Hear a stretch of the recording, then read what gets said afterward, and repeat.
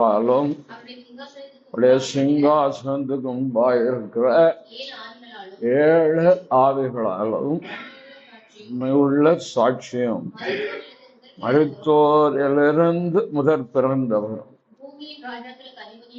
பூமி ராஜாக்களுக்கு அதிபதியுமாகிய இயேசு கிறிஸ்துவின் சமாதானம் உண்டாகும்.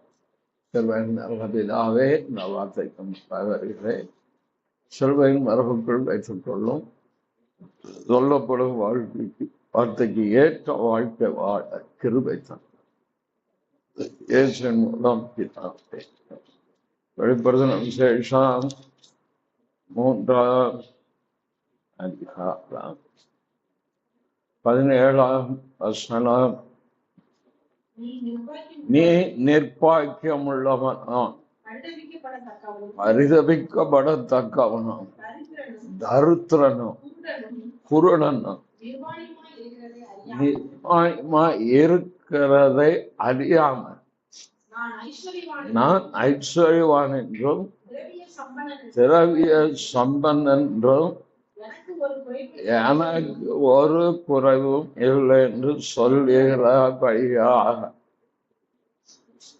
இந்த லவோதிக்கேயா சபைய ஒரு குருட்டு சபை, பின்னால் வரும். ஒரு குருட்டு சபை. இந்த சபைய தன்னை குறித்து இந்த சபை என்ன நினைச்சுக்கிட்டு தெரியுமா? நான் ஐஸ்வர்யம் திரவிய சம்பன், எனக்கு ஒரு குறைவும். ஏற்கனவே லவோதிக்கேயா என்று சொல்லப்படுகிற பட்டணம் ஐஸ்வர்யவான்கள் நிறைந்த பட்டணம். ஏற்கனவே சொல்லி செல்ஃப் சாட்டிஸ்ஃபைட், சுய திருப்தி அடைந்த ஒரு சபை லவோதிக்கேயா. எதுல சுய திருப்தி அடைந்து பாருங்க? பணம். ஏகப்பட்ட காணிக்க, ஏகப்பட்ட பணம். சபையில இருக்க ஆட்கள்லாம் ஐஸ்வர்யவாங்க. எல்லாரும் கார் வச்சிருக்கான், லாரி வச்சிருக்கான். பெரிய பெரிய ஆட்கள் எங்க சபையில. எங்களுக்கு எந்த குறையும் கிடையாது அப்படின்னு அவன் நினைச்சுக்கிறான். இந்த சபை ஊழியக்காரன் அப்படி நினைச்சுக்கிட்டான். அர்ச்சிப்பு ஏற்கனவே சரஸ்வத ரீதியா உள்ளது. ஐஸ்வர்யம் இருப்பது தவறு என்று வேதம் சொல்லவில்லை. பொருள் இருப்பது தவறு என்று வேதம் போதிக்கவில்லை. பொருளாசை குறித்துதான் வேதம் கண்டித்து உணர்த்து. ஒரு சபையில் ஐஸ்வர்யவான்கள் இருப்பது தவறு கிடையாது.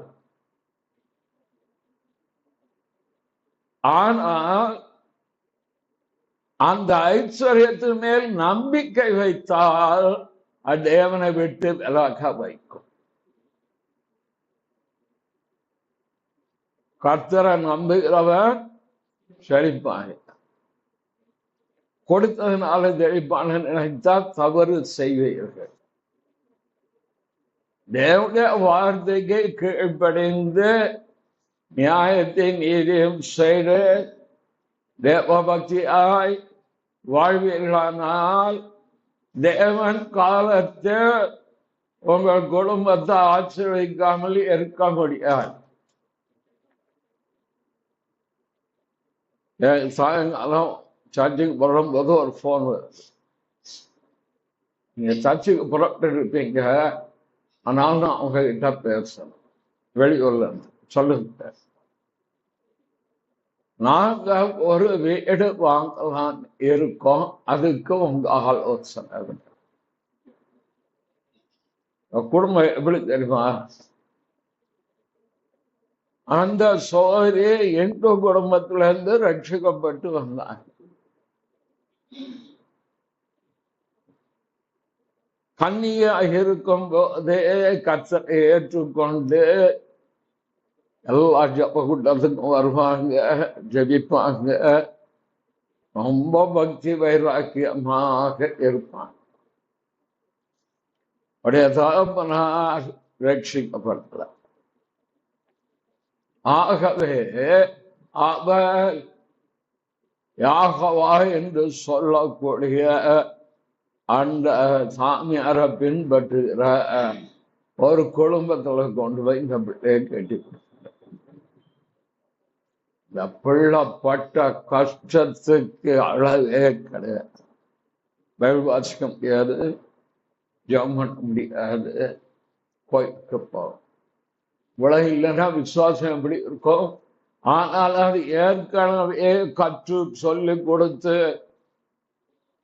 வீட்டுக்கு போய் தனிப்பட்ட விதத்தில் ஆண்டவரை கொடுத்து சொல்லி கொடுத்து வச்ச அந்த பக்தி விசுவாசத்துல அந்த பிள்ளை உறுதியா இரவு நேரத்துல யாரும் தெரியாம ஜெபம் பண்ணி அவ்வளவு கஷ்டத்தினாலும் கர்த்தருக்கு உண்மையாரு.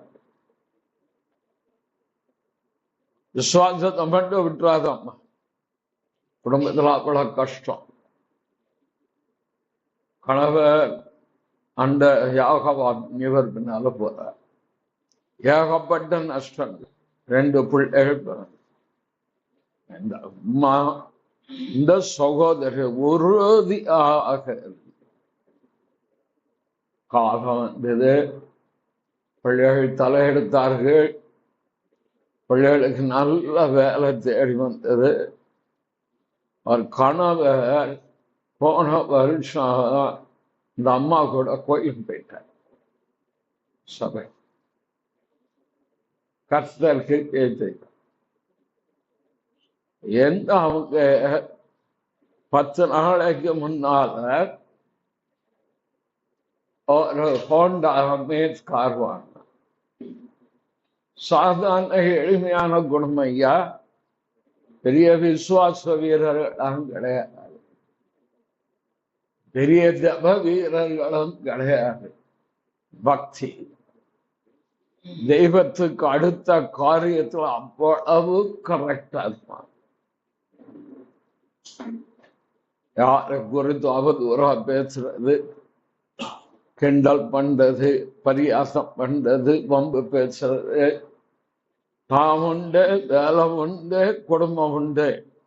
ஞாயிற்றுக்கிழமை ஆனால் அவங்க போற சபை அவ்வளவுதான். அவ்வப்பொழுது எனக்கு போன் பண்ணி ஒவ்வொன்றும் கேட்டு பண்ணி போயிட்டே இருப்பான். ஒரு நாள் 2 நாள்ல கிட்டத்தட்ட 30 வருஷமா ஆண்டவர் அந்த குடும்பத்தை ஆசீர்வதிக்க ஆரம்பிச்சார். அந்த பக்திக்கு ஒரு பலன் உண்டு. இந்த பிள்ளைகளை கிறிஸ்துவ மார்க்கத்துல வளர்க்க ஆரம்பிச்சு. மூத்த பையன் பைபிள் ஒரு தடவை வாசிட்டார்.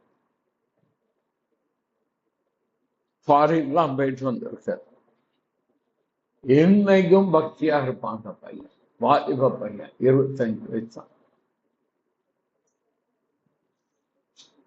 2 வாரத்துக்கு முன்னால 10 லட்சம் ரூபாய்க்கு ஒரு கார் வாங்கினேன். பெரிய காரியம். இப்போ 40 லட்சம் ரூபாய்க்கு ஒரு வீடு வாங்கணும். கர்த்தரை நம்பிரம் தெளிப்பாயா. பக்தியா மட்டும் இருந்து பாரு. கர்த்தரை தேடிகளுக்கு ஒரு நன்மையும் குறைபடாது. நம்ம இப்ப ஜெபிப்பதற்கு தடை கிடையாது, கோயிலுக்கு போக தடை கிடையாது, வேதம் வாசிக்க தடை கிடையாது, கர்த்தருக்கு கொடுக்கிறதுல தடையும் கிடையாது. ஐஸ்வர்யம் கர்த்தர் கொடுப்பது. ஐஸ்வர்யம் கனமோ முடிங்கள எங்க இருக்கு? ஐஸ்வர்யம் கனமும் உம்மிடத்திலிருந்து இறங்கி வருகிறது.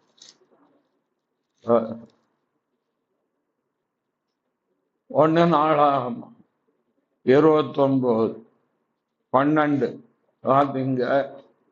ஐஸ்வர்யமும் கனமும் பக்கம் 542. ஐஸ்வர்யமும் கனமும் உம்மாலே வருகிறது, எல்லாவற்றையும் ஆளுகிறவர். உடைய கரத்துல சத்துவம் வல்லமை உண்டு. எவரையும் மேன்மைப்படுத்தவோ பலப்படுத்தும் உடைய கரத்தினால. காலங்கள் வரும்போது தேவன் தம்மை உண்மையா தேடுவதற்கும் பக்தி உள்ளவனுக்கும் அவபக்தி உள்ளவனுக்கும் வித்தியாசத்தை காமிச்சு கொடுக்கிறார். மேலே புதிய கூடாது. பக்தி ஆய்வார்கள். ஐஸ்வர்யம் விருத்தி ஆகும் போது இருதயத்தை அதன் மேல் வையாது. எங்க சொல்லிருக்கேன்? நீதிமொழியில் சொல்லியிருக்க ஐயா, எங்கேயோ சொல்லிருக்கு. எங்களுக்கு என்ன ஐஸ்வர்யம் விருத்தியான நீதிமொழிகள் 18 ஒரு 11 எடுத்து வாசிங்க ஐயா. 18 இல்லையா? பாருங்களேன், எது கரெக்ட் பாருங்க. நீதிமொழி 18 இருக்கா? அது ஐஸ்வர்ய பொருள் அவனுக்கு அரணான பட்டம். ஐஸ்வர்யம் விருத்தி ஆகும் போது உன் இருதயத்தை அதன் மேல் ஒரு சபை வளரும் போது, ஒரு குடும்பம் வளரும் போது ஐஸ்வர்யமும் அதோடு கூட வளரும். இதை ஒன்று நாம் புரிந்து கொள்ளணும். சபை வளரும் போது நீதிமொழி 11:28 கொஞ்சம் பார்ப்போம், தேடி பார்ப்போம். புரிச்சு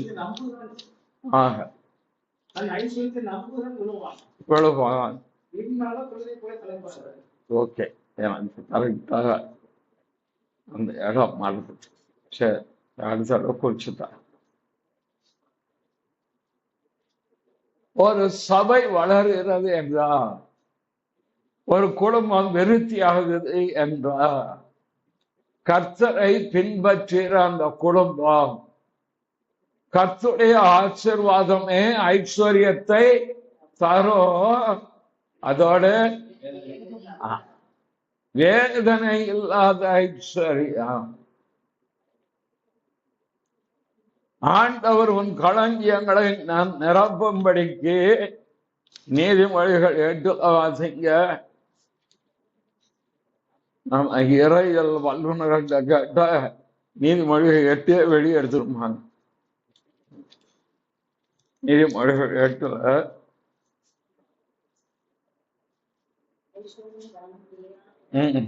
இருக்குது. 20 என்னை சிநேகிக்கிறவர்கள் மெய்ப்பொருளை சோர்ந்தொழிக்கும் படிக்கும் அவருடைய களங்களை நான் நிரப்பும் படிக்கும் அவர்களை நீதியின் வழியும் நியாயப்பாதைகளுக்குள்ளும் நடத்துகிறேன். நான் உங்களை நிரப்பணும், நான் ஆசீர்வதிக்கணும். எனக்கு சுவாதிக்கிற என் பிள்ளைகளை நான் ஆசீர்வதிக்கணும். அவருக்குரிய வழி கொடுக்கிறது இல்லை, அவருக்குரிய வழி அவருடைய நீதி நியாய பாதைகளுக்குள் சரியாய் புரிந்து கொண்டு கர்த்தரை பின்பற்ற. காலைல என்னதை கொடுத்த நீதியாயிருக்கிற கர்த்தர் என்பது என்ன? ஐஸ்வர்யம் பெறுவது தவறு கிடையாது. அதே சமயம் இந்த ஐஸ்வர்யத்தையே நம்பி வாழ்ந்தார். இந்த சபைக்கு சொன்னதான் இந்த சபைக்கும் நம்முடைய வாழ்க்கைக்கும் பொருந்துகிறது. என் சபை பெரிய சபை. என் சபையில ஏகப்பட்ட பணம் கோடிக்கணக்கில் வருது. கோடீஸ்வரர்கள் இருக்கிறது. எங்க சபை அலங்காரமான சபை. ஏசி தான், ஃபுல் ஏசி. யாருக்கானவே அனலும் இல்ல குளிரும் இல்ல. எனக்கு ஏத்திய போட்டா இன்னும் பொழுது போகும்.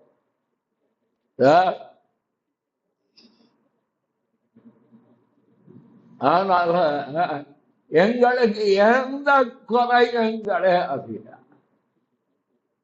நாங்க நினைச்ச எத்தனை ஏக்கர் வேணாலும் வாங்குவோம்.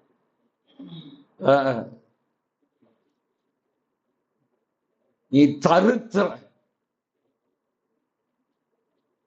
ஆவியான் அவரை எழுதி வச்சிருக்கிற, நீ தருத்திர, ஆவிக்குரிய தருத்திரன் நீ. உனக்கு எனக்கும் சம்பந்தமே கிடையாது. என் பேர சொல்லிட்டு நீ கூச்சடிக்கிற. பணம் இருந்துட்டா ஊழியம் செய்யலாம், பணம் இல்லாட்டாலும் ஊழியம் செய்யலாம். தெரியுமா உங்களுக்கு? மோசையை கூப்பிடும்போது ஆண்டவர் கோழிய கையில கொடுத்தாரு. கையில இருக்கிறது என்ன? கோ, ஆடு மேய்த்த கோ. கீழே போட்டோன்னே என்ன ஆயிட்டு? சர்ப்பம் வாழப்படி பிடிச்சார். இப்போ அது மோசையின் கோல் பிளஸ் தேவனுடைய கோல். அப்படிதான் வேதம் சொல்லு. தேவனுடைய கோலை கையில் பிடித்து கொண்டு போனா ஒன்றும் இல்லை. அவன் இருந்தது தேவ தரிசனமும் அழைப்பு மட்டும்தான். வேற எதுவும் கிடையாது. தேவன் அழைத்தார், வந்தார். கையில இருக்கிறது என்ன? கோல். கீழே போடு, எடுத்தார். தேவனுடைய கோலம் மாறிட்டு தேவ சமூகத்துல ஒப்பு கொடுக்கிற ஏதோ தேவனுக்குரியதாக மாறிடும். பிறகு உரிமை கொண்டாட முடியாது. தேவன் கண் வச்சுக்கிட்டே இருப்பார். ஒன்ன புரிஞ்சுக்கோங்க, கர்த்தர் தான் காரியத்துல ரொம்ப கரெக்டா இருப்பாரு.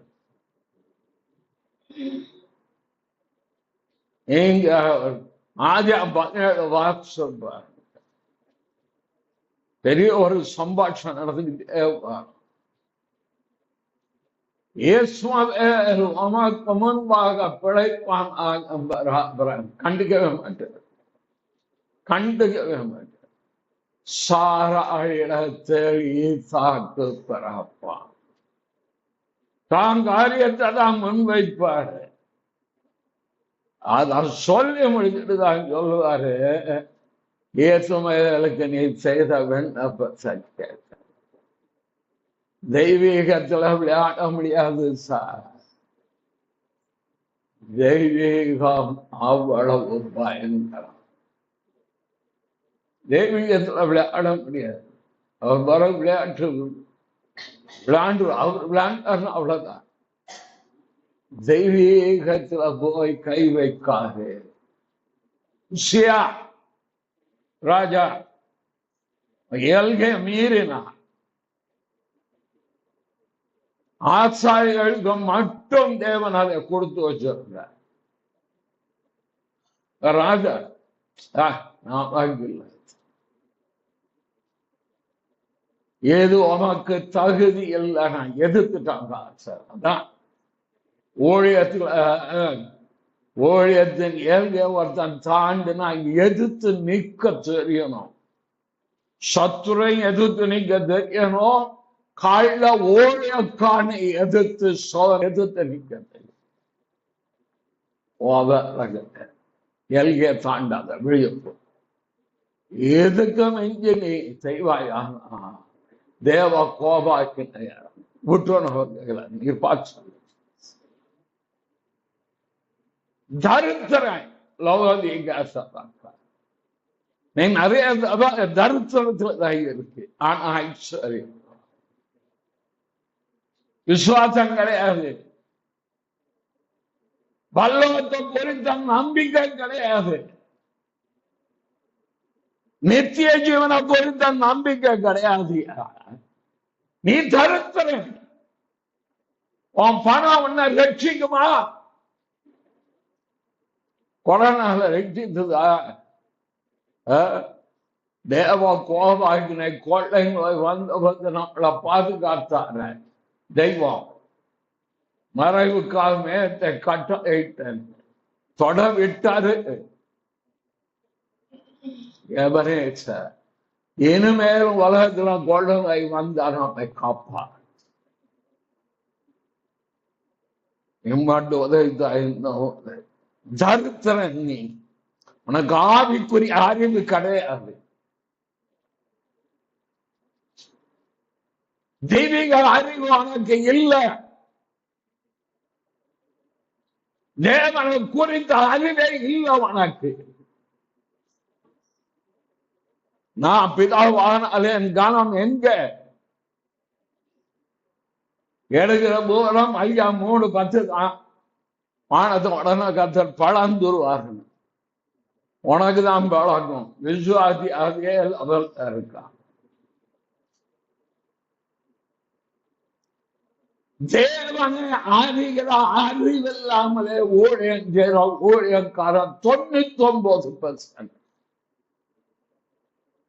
கிடைச்ச அபிஷேகம் வர இந்த வச்சுக்கிட்ட வண்டி ஓட்டுறான். விசுவாசிக்கிறவர் இன்னார் என்று அறிந்தால் தேவன் கொடுத்த பணத்தை அல்ல, தேவனையே சார்ந்து ஒழிச்சு. பணம் வேண்டாம்னு சொல்லுங்க சார். மோசைக்கு ஆண்டவர் வனாந்தரத்துல அதே தெய்வத்தை ஆராதிக்கிறவர் என்ன பாட்டு பண்ணுவோம்?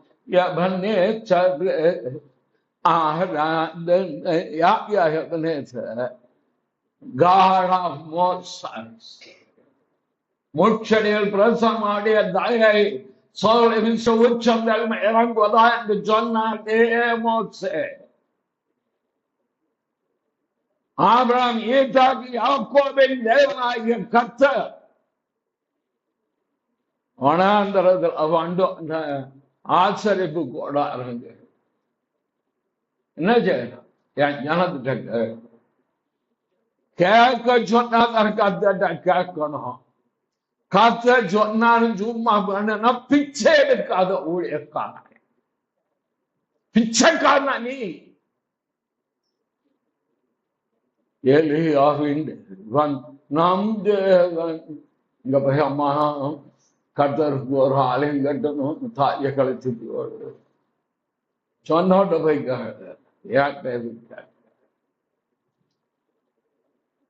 யார் உன்னை கேட்ட சொன்னா? யார் உன்னை லேண்ட் வாங்க சொன்னா? சொன்னவன்ட்ட போய் கேளு. ஏக ஜனத்திட்ட வந்துட்டு பிச்சை எடுக்கிறோம். பிச்சை ரொம்ப அழகாக சொல்றேன். ஜெட்ல சொல்றாரு. நான் கொச்சே பெகர்ஸ், they are begging. ஆங்கிலத்தில் ரொம்ப அழகா பேச. நான் கொச்ச தமிழ்ல பேசுறேன். நான் சுத்த தமிழ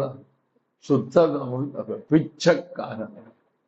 ஜனத்திட்ட போய் நிக்கி வெக்கம் வெக்கம் கேட்டாங்க. உன் முழங்கால எங்க போச்சு? அந்த இடத்தில் பார்க்கிற பரமபிதா வெளியரங்கமாய் பலனைப்பா. போய் ஆரம்பித்த போட்டு முழங்கால போட்ட தேயட்டும். நீர் எனக்கு பதில் தந்தாங்க. அவர் கிரிய செய்யறாரா இல்லையா? யாவர நம்பி நான் வேலை செய்யறேன். உம்மை நம்பிதான் தந்தா தராட்ட போட்டணும். எனக்கு எவ்வளவு பணம் வேணும்னு வந்து நிற்கணும். போனாங்க ரொம்ப பாடு.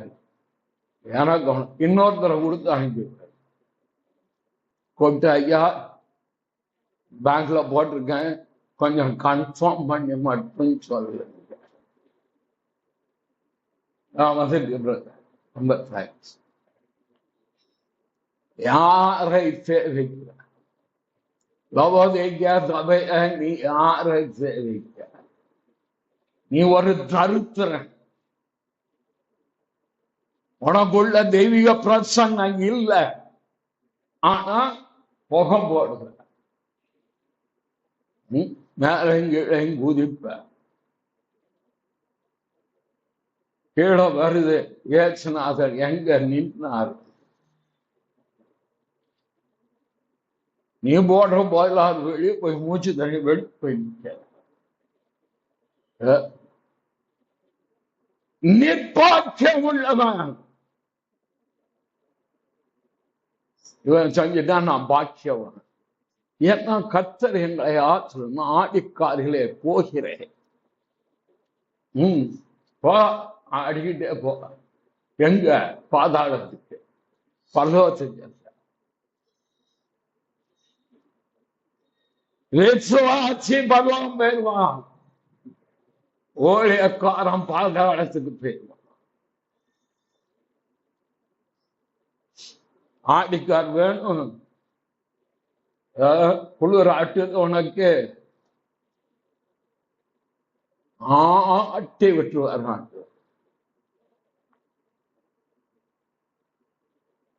6 நாள் வேலை செய்யறான் விசுவாசி, 8 மணி நேரம் வளர்க்கிறான் விசுவாசி. 7வது நாள் வருகிறான் தேவ சமூகத்துக்கு. தன்னால் இயன்றதை கர்த்தருக்கு மனம் பூர்வம். நீ 6 நாள் என்ன பண்ற? 1 மணி நேரம் கூட உன்னால தெரிவிக்க முடியல. நின்று பாரு, 1 மணி நேரம் முழங்கால நின்று பார்த்திருப்பான். நல்ல முடியல. நிர்பாக்கியம். தெய்வீக தொடர்பு இல்லாமல் ஊழியம், தேவ உறவு இல்லாமல் வாழ்க்கை. ஆவியானவர் வந்துட்டாரு. எங்க வந்தார்? எவர்கள் தேவனுடைய ஆவினால் நடத்தப்படுகிறார்களோ அவள் தேவனுடைய புத்திரராக இருக்கிறார். சிமியோன் மேல் ஆவியானவர் இருந்தார். வரப்போ காரியத்தை சொன்னார். 2-3 நாளைக்கு முன்னால காலைல சொன்ன மாதிரி ஒரு சோதரம் வந்து சொன்னார், ஐயா அந்த ஊழியக்கார மேல எனக்கு பெரியாமல் கர்த்தர் சொன்னார்.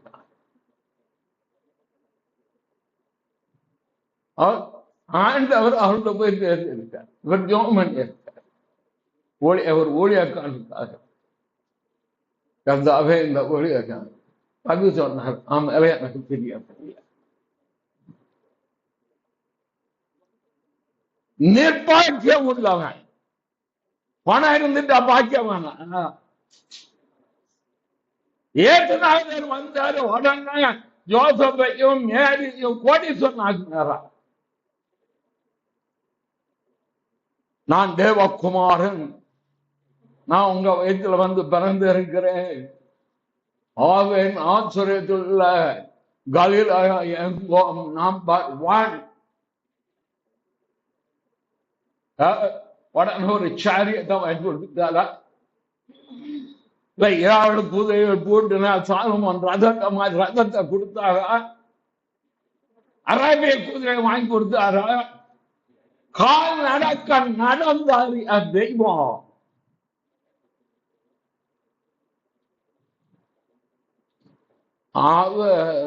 விசுவாசிக்காம எனக்கு பணம் இருக்கு இருக்கட்டும், வேண்டாங்க, ஏழைகளுக்கு கூட. தேசத்தில் ஏழைகள் இல்லாமல் போவதில்லை. கர்த்தர் எனக்கு கொடுக்கிறதே கொடுக்கிறதுக்கு தான். நாசர் வைத்திருக்காரு ஒரு குறை கிடையாது, கொடுக்கிறதுக்கு தான். வாங்கிறதே பார்க்கிற கொடுக்கிறதே பாக்கியம்.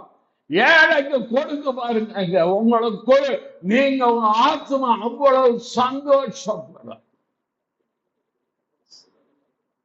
ஊழியக்காரன் தான் நான் ஊழியக்காரன் பண்ண எனக்கு கொடுத்தா கர்த்தர் உனக்கு கொடுத்து தர்த்தனாய் போனவன் எத்தனை பேர் இருக்கான். வெக்கமாக வெக்க கேட்டான்.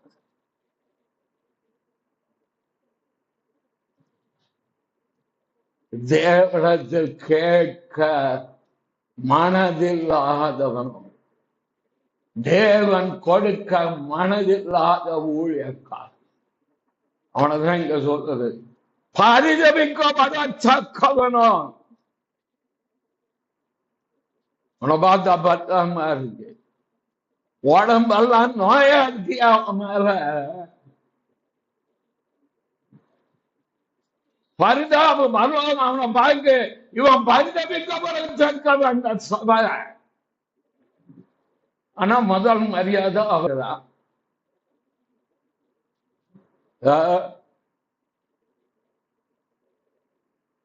பரிதபிக்கப்படத்தக்கவன். ஏன்னா நீ பாதாளத்துக்கு போக போறதுனால நீ பரிதபிக்க, உனக்கு எனக்கு சம்பந்தம். உமா நாமத்தினால அதை செய்த இதை செய்யும்.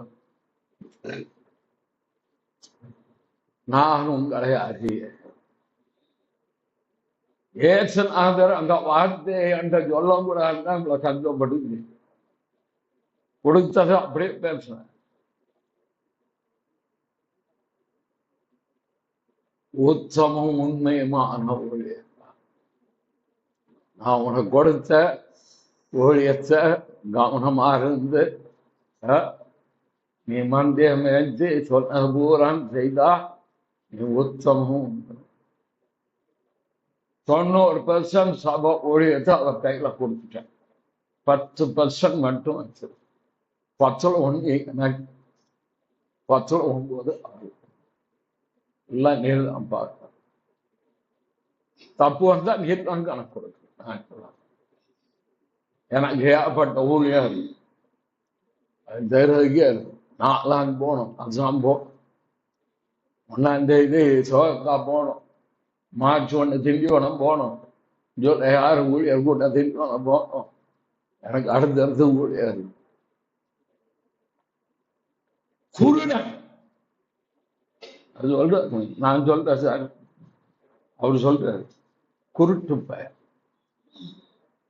தரிசனம் இழந்து போன. ஆனா எனக்கு எல்லாம் தெரியும், நான் எல்லாம் தெரியும். இயேசுவ தவிர எல்லாம் தெரியும்.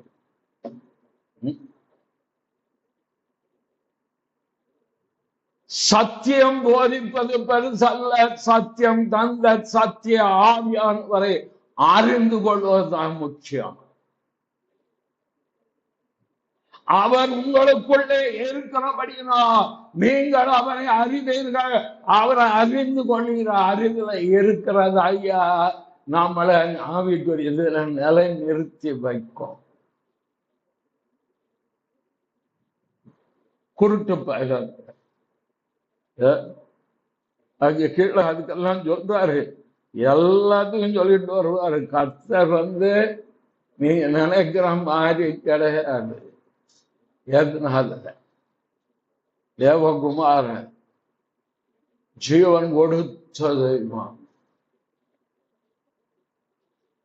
நிர்வாணமாய் இருக்கிறதை அறியா. நீ நிர்வாணியா இருக்க, ஆனா நான் நல்லா ட்ரெஸ் பண்ணியிருக்கேன். ஒரு ரட்சிப்பின் வஸ்திரம் தேடி தொலைஞ்சாச்சு, பருந்தாரம் உள்ள வஸ்திரத்தை தொலைஞ்சாச்சு, ஆவிக்குரிய கொடுத்த கிருபைகளெல்லாம் தொலைஞ்சாச்சு. இப்ப நான் நல்லா பட்டு எதுனா 2 லட்சம் ரூபாய் கோட்டை மேல போட்டுக்கிட்டு இந்த புழுக்கத்தை எப்படிதான் இந்த ஊழியக்காரங்களை இருக்கிறார். விளங்கல் சபையை எப்படி பேசினார் பாருங்க. இந்த காலத்து சபை இப்படிதான் இருக்கு.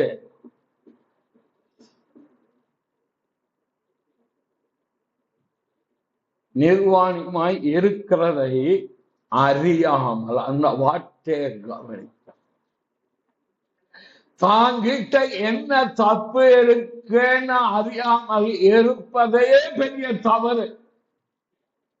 நான் என்ன தப்பு பண்ண, என்ன தப்பு பண்ணேன்னு கேட்கிறது அதான் தப்பு. தன் பிழைகளை உணர்கிறவன் யார்?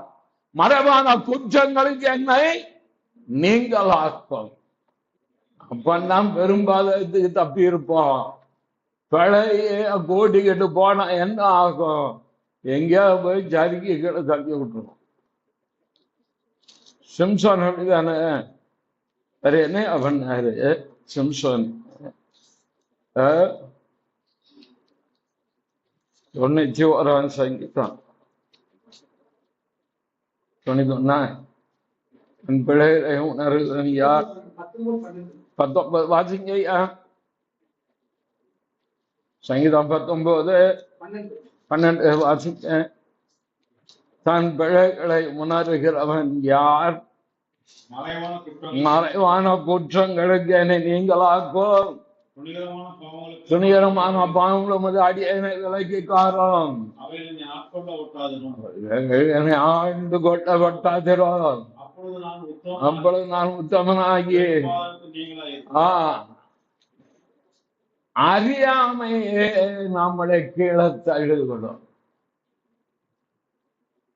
ஆனால்தான் சங்கீதக்காரன் சொல்றான், எனக்கு உணர்வை தான்.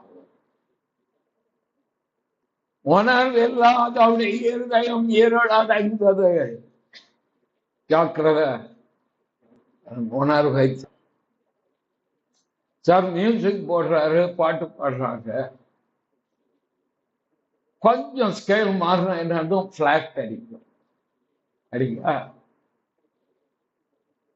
இத பாடுறாளுக்கு தெரியாது சார், கேட்கிறவங்க கண்டுபிடிச்சோம். பிளாட் அடிக்க ஸ்கேல் தப்பா எடுத்துட்டான்.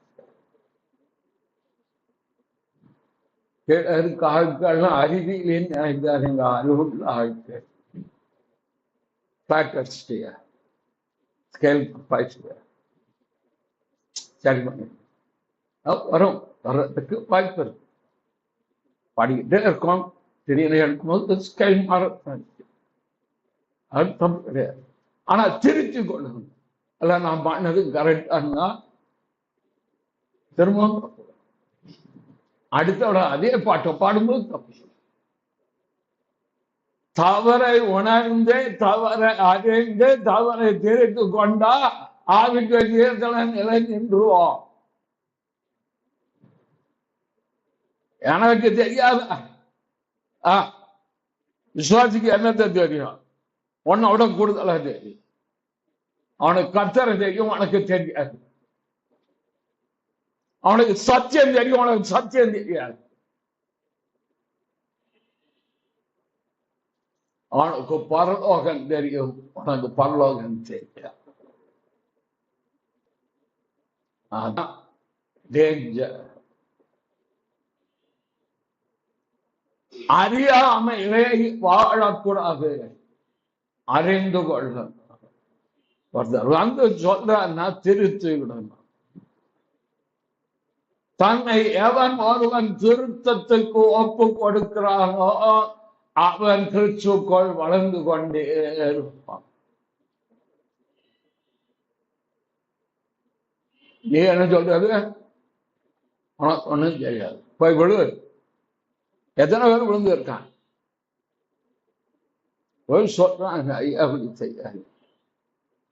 பரபத்துக்கெல்லாம் மாட்டிக்கிட்டு பரகத்தா வேண்டு பரகத்து அது எதுக்கியா சொல்றான்ல, அனுபவத்துல செய்யாது. கடந்த நாள்ல ஒரு ஹிந்து நண்பர் எனக்கு எப்போதும் நல்ல ஆலோசனை. ஒரு காரியம் வந்த போது நான் செய்ய போறேன் உலகத்துக்காக, எனக்கு கேள்விப்பட்டு போன் பண்ணி ராஜரத்னம், நீங்கள் அதை செய்யக்கூடாது. ஒருவேளை அது சட்டத்துக்கு புறம்பாகிவிட்டால் அவர் சொல்லிக் கொடுத்தார், நாளைக்கு அதனால உங்களுக்கு பிரச்சனை வரும். உடனே அப்படியே சொன்னபடி அவர் உலகத்தான், உலக வாழ்க்கையில அவருக்கு அனுபவம் இருக்கு. நீங்க செய்யாதீங்க. உடனே அதை மாற்றிட்டேன், செய்யல.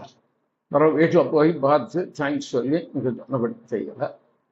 சட்டத்துக்கு என்ன உட்பட்டு இருக்கிறோ அவருக்குள்ள வெரி குட், இதுதான் உங்களை காப்பாற்றுங்க. கர்த்தர் எல்லாம் வந்து டைரக்டா சொல்லி தர மாட்டாரு. தப்பு செய்ய போனா உலகத்தை அவர் தானே அனுப்பி, நீ செய்யறது தவறு, செய்யாது, இது சட்டத்தின்படி தவறு. மோசைக்கு யாரு ஆலோசனை கொடுத்தார்? மாமன் எத்துறோம். ஏன் மோகமாய் ஆண்டவரை பேசுற ஒரு ஏன் சொல்ல மாட்டார்? அதுக்கு ஒருவரை வைத்திருப்பார், குடும்பத்தில் ஒரு ஆளை வைத்திருப்பார், இல்லைன்னா ஒரு நண்பனை வைத்திருப்பார், நீதியா ஒழுங்கா வாழ்ற ஒரு நண்பனை வைத்திருப்பார். அவன் எச்சரிக்கை கொடுப்பார், இதை செய்யாத, நான் எரிக்கிறேன். ஒரு கீழே விடு, உன் அலட்சியமே உன்னை கீழே சொல்லிடும். தான் நிர்விசாரம். ஒரு சொல்ல, நீ இதை செய்யாதீங்க, செய்யாதீங்க, இந்த ரூட்ல இப்படி இருக்கு, மாட்டிக்கோ.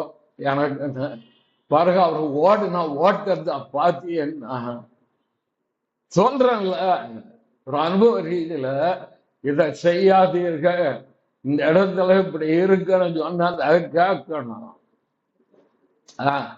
இப்படிதான் சொன்னாரு.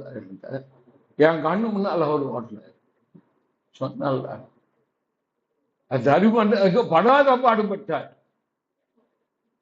ஏற்கனவே செய்யாதன்னு சொல்ற, அவன்கிட்ட பேசாத, அங்கிட்ட ஐக்கியத்தை வைக்காத. யோசபா ஆகாபின் உறவு மத கொஞ்சம் கொலாவிட்டு இருந்தான். அவன் கள்ளத்தனம் பண்ணிட்டான். மார்வேஷன் நான் போட்டுதான், நீ ராஜா மாதிரி. புத்தி இல்லை, பக்தி இருந்தது, புத்தி இல்லை. அவ்வளவு கிட்ட வந்தோடனே, ஐயோ ஆண்டவரு, கத்துன்னு அடுத்த நிமிஷம் விலகிட்டு தெரியாம ஒருத்தான் அம்ப விட்டான்.